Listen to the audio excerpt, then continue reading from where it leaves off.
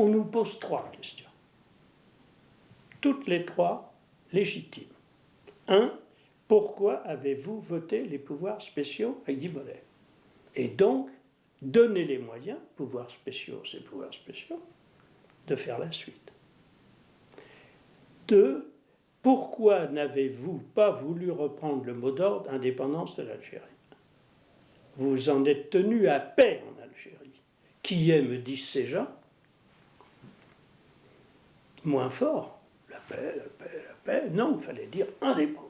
3e objection, pourquoi n'avez-vous pas accepté d'aider les combattants algériens en France, ce qu'on appelait les porteurs de valises, c'est-à-dire un courant d'intellectuels assez important qui baladait des papiers, de l'argent et des armes.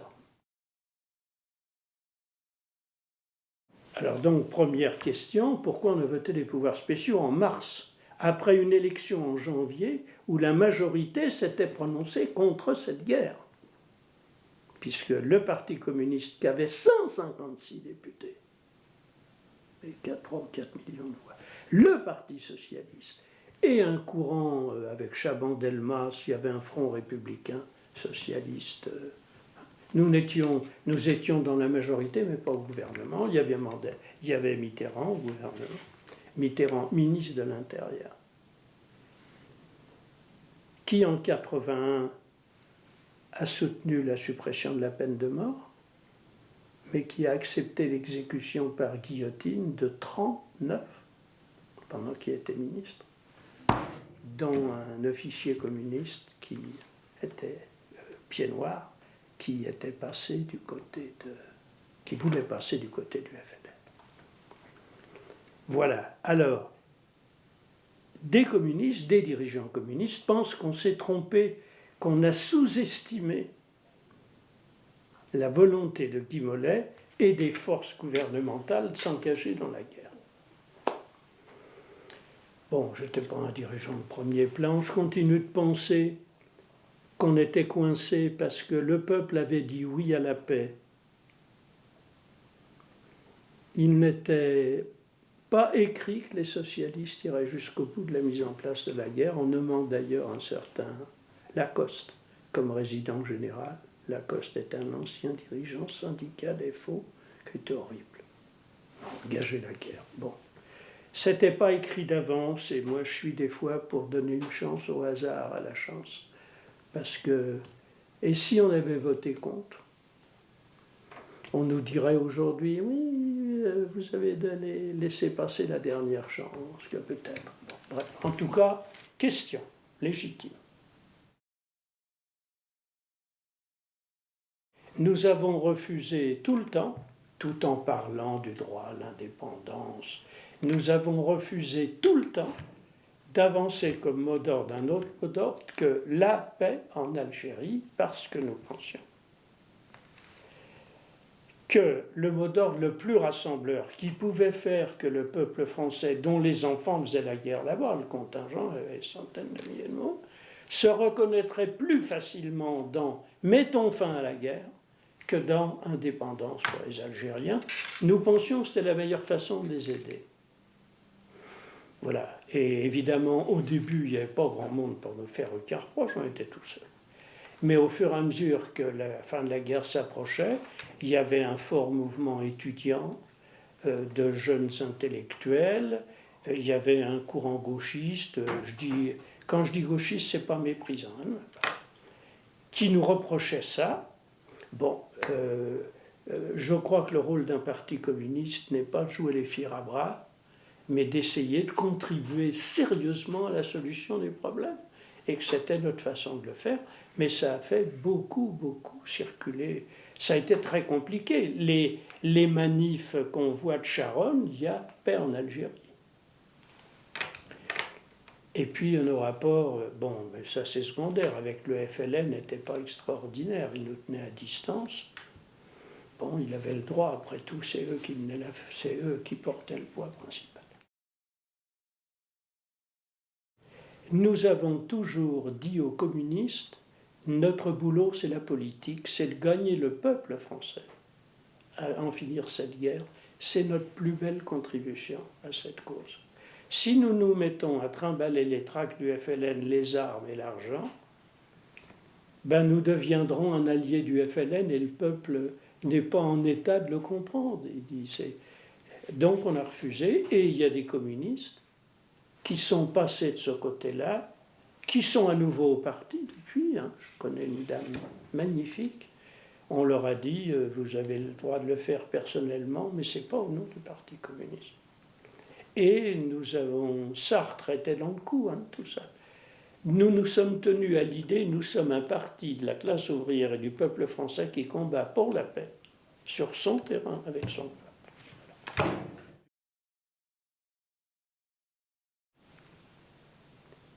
Hitler est arrivé au pouvoir en France jamais, en Allemagne, sur 5, j'ai réfléchi à ça, ça m'intéresse, sur 5 critères.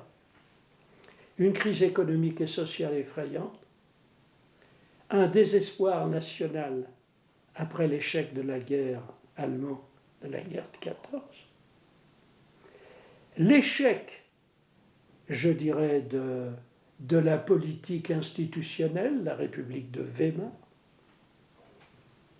une poussée raciste et la division communiste-socialiste.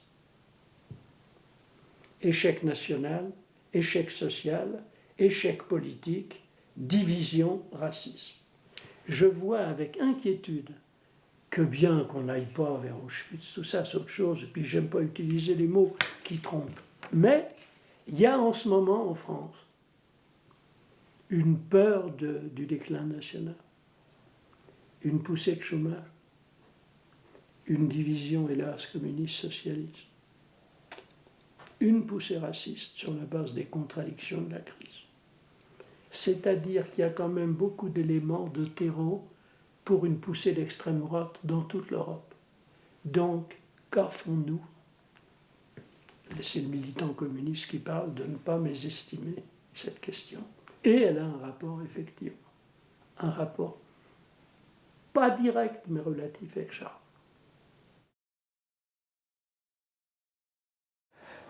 L'OAS n'a jamais cessé d'exercer ses activités. C'est une organisation qui a cherché, par tous les moyens, et très largement parvenu, à pénétrer les institutions de la République française. Elle a créé une sorte de lobbying auprès tant des services de l'État que du Parlement, pour faire aboutir des projets de textes législatifs qui avaient pour objet de réhabiliter, je ne dis pas simplement d'amnistier, mais très largement de réhabiliter tous les anciens de l'OAS. La loi de février 2005 est une loi qui finalement a été approuvée. Elle a été votée, dit-on, en catimini. Il reste qu'elle a été votée. Et certains se sont polarisés sur l'une de ces dispositions, l'article 4, qui était probablement objectivement l'article le plus contestable, puisqu'il avait pour objet de promouvoir dans les programmes scolaires le rôle positif de la colonisation, notamment en Algérie et dans d'autres pays du Maghreb également.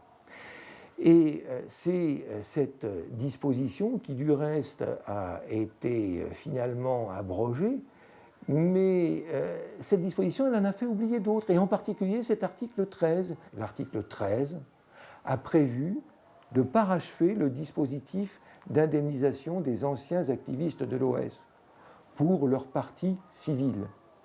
Je veux dire que ceux des anciens de l'OAS qui avaient décidé de rompre avec leur activité civile professionnelle pour se lancer dans ce mouvement clandestin et déposer des bombes et tuer, ceux-là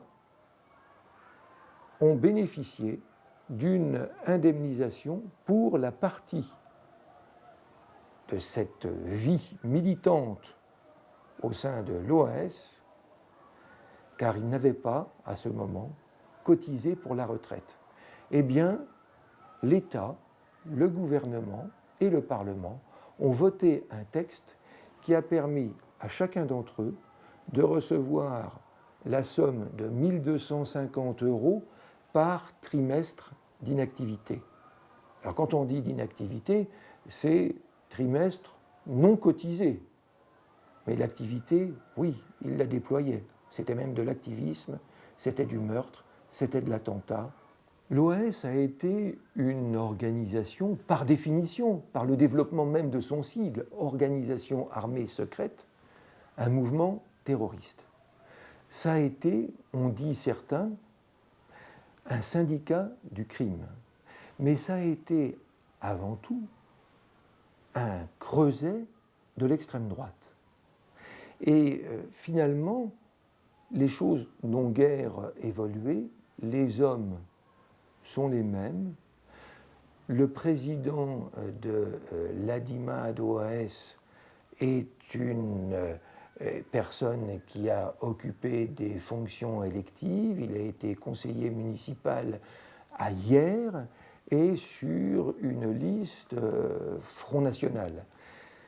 Le danger qu'incarnent les anciens de l'OAS, c'est un danger pour notre démocratie et pour nos institutions même, dans la mesure où hier comme aujourd'hui comme hier, leur projet est de les déstabiliser, de les saper pour finalement adresser aux Algériens, à leurs anciens compatriotes, un message qui est porteur de haine, et de haine qu'il convient de qualifier de raciale.